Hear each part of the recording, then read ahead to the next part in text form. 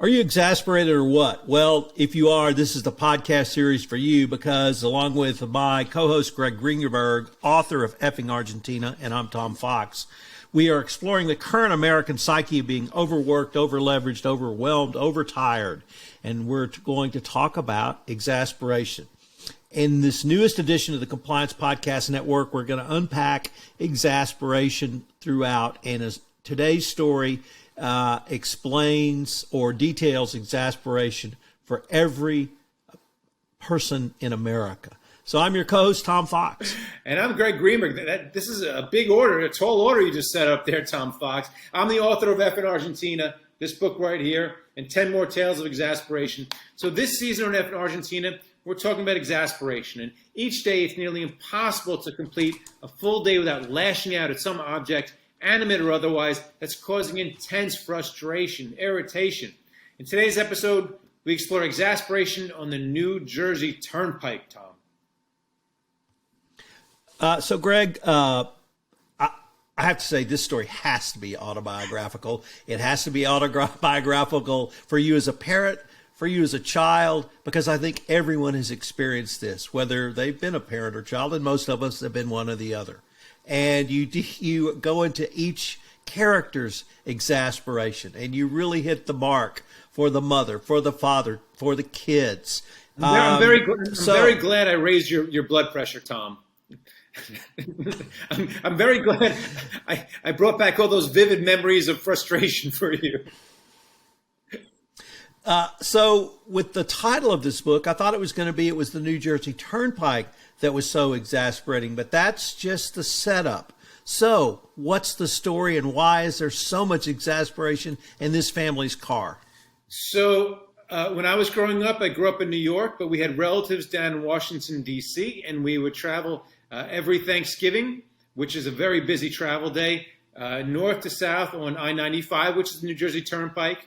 And I remember my dad, the dentist, having to leave work, get all the kids in the station wagon, 3 of us, and my mom, and we would drive down. And what normally should be about, I don't know, little over 4-hour drive can sometimes take 5, 6, maybe 6.5, maybe even 7 hours because the New Jersey Turnpike just gets crammed. And my dad wouldn't really get a chance to eat after, because you want to get on the road as early as possible, but sometimes you just can't. He'd have that last patient in his dental chair. So it's a very autobiographical story, both as a kid being in the car saying, "Dad, can we stop? I'm hungry." At the Roy Rogers, somewhere along the Turnpike, maybe outside of Delaware, maybe somewhere near Trenton, or maybe somewhere near Baltimore.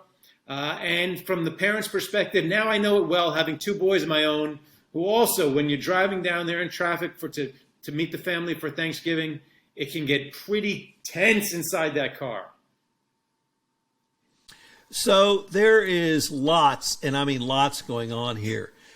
First of all, the father has to get the orders, and that means everybody has to give their order. Then he has to communicate that order to an anonymous machine that may or may not have a live person at the end. And then, of course, you have to get the order.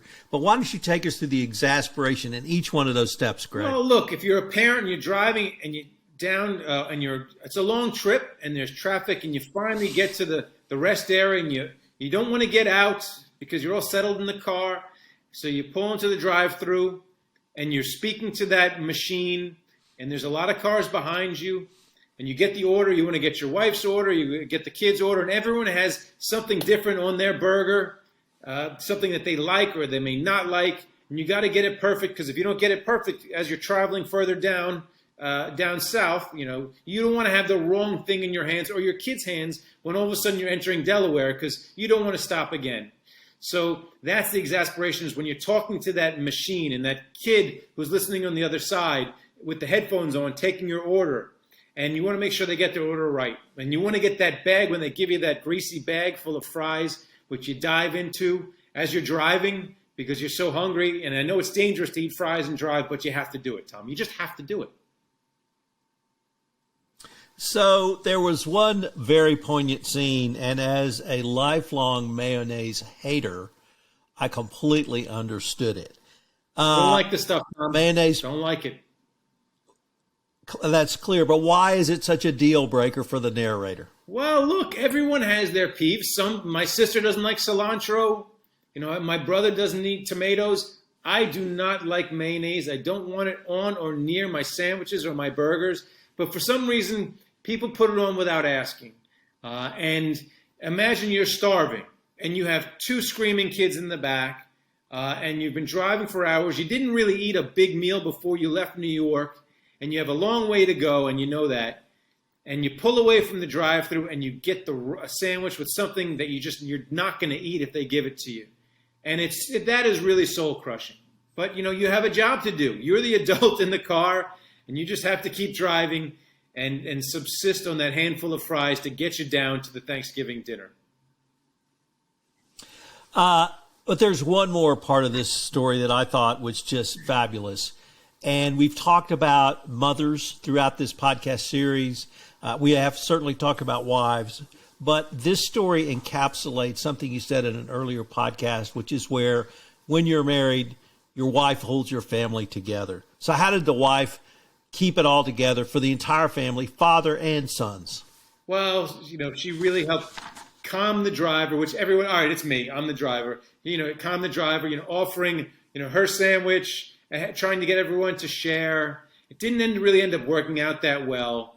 But in the end, we got to Thanksgiving. But the wife, my wife, who's in the other room right now, in the end, keeps me calm, keeps me driving, and maybe a few fries, but at least the family is together in the car, which is a blessing in itself. For the quote out of this story, once again, absolute spot on. As a lover of Dr. Pepper, you have the quote, I think, from Lewis, one of your boys, or the narrator's boys, quote, "Nobody ever has Dr. Pepper." Explain why that's so critical. So Lewis actually is the name of my son. I just left it as the name Lewis in the story because everyone knows it's about me anyway, because how much I hate mayonnaise. But anyway, so the father orders to the machine, the drive-in machine, he orders Dr. Pepper. And the person on the other side of the machine says, we don't have Dr. Pepper. And Lewis, who's my kid in the back, basically has to take the machine side and says, he always does that. He always orders Dr. Pepper. Nobody ever has it. Because it's kind of like a quirky drink you have here in the Northeast. I love it, but they don't have it. They don't have it everywhere. I know down south, I think you have Dr. Pepper and Mr. Pibb, and it's a big thing down here. But up here, it's kind of one of those weird things in the menu. Like, oh, they got Dr. Pepper? I'll have that. So Lewis had my son Lewis in the back. He's got to take the side of the fast food machine against his dad. That's not right. Just not right. So, Greg, with that, thanks, everyone, for joining us for this episode, and I hope you'll join us again for our final episode of Fcking Argentina. Thanks a lot, everybody. That's the book.